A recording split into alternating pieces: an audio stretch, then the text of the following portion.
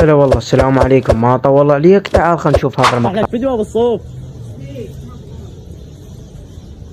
خليني احبك.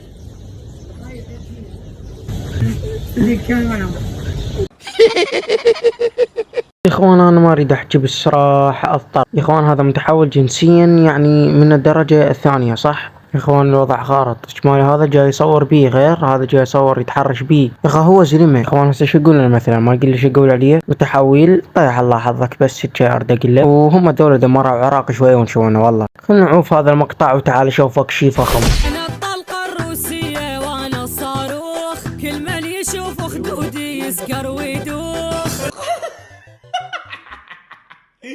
الله الله الله الله، شنو هاي الكلمات؟ يا اخوان شمال مقتنع بان هي حلوه مزين كان نشاشه. انا من اطبي بسوق تصبح حوسه، ويطيب كل من مني ياخذ بوسه. يا اخوان هاي الرقاصه منين جابتها لفوق؟ كأنها عقروق. لا هو حكي صحيح، من طبي لسوق يصير هوسه. ليش؟ لان انت هاشي والناس ما تمشي بصف الحيوانات. اختار حيرة من نفوت بشارع، حتى السما تنزل علي تباوع.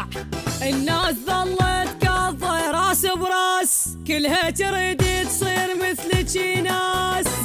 يا اخوان بس اريد اعرف منين صح ايناس الخالد وقالها تغني. كلها تريد تصير مثل شي ناس، بالله على اليمن. هو انت عوبه، بس العوبه عن مثلا تصير مثلك شي والله، لين ما عندي شي عن مثلا شي مميز. حتى الوادم تريد تصير مثلك، كلها تريد تصير مثل ايناس. تعال شوف هذا المقطع. بغض النظر عن المصورين المتصيدين بالماء العكر اللي يريدون صفحاتهم يصير بيها تفاعل، اللي لما تبدا تفتر حتى تاخذ بوزيشن معين للقطة معينة يصورها هو قاعد منزل كاميرته من جوه.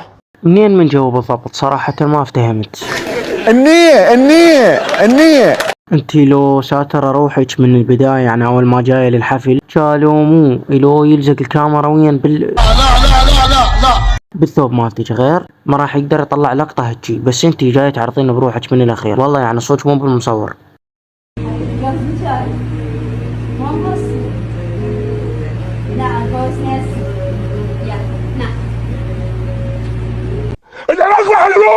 يعني تفضل. يا اخي هي تريد واحد يبوسها، بوسها وخلصنا. بوسها وخلت تفوق الدودة هاي البيها. اي مو دا نحكي اشق الفستان هسه، امزقه احرقه، مو دا نحكي. لا لا لا لا لا، دير بالك كل شو للفستان، لا ينشق الفستان ويطلع غير شي. لا والدور تعال جيبها وردها وسد السالفة. فسترينا وستر روحك اختي العزيزة، واهم شي اعصابك، لا تشقين الفستان يوم من الايام ويصير احن ويطلع شو اسمه. لا لا لا. فهنا نكون وصلنا نهاية المقطع. اتمنى عجبكم، ان شاء الله نشوفكم بحلقة ثانية ومقطع جديد اسطوري ورهيب.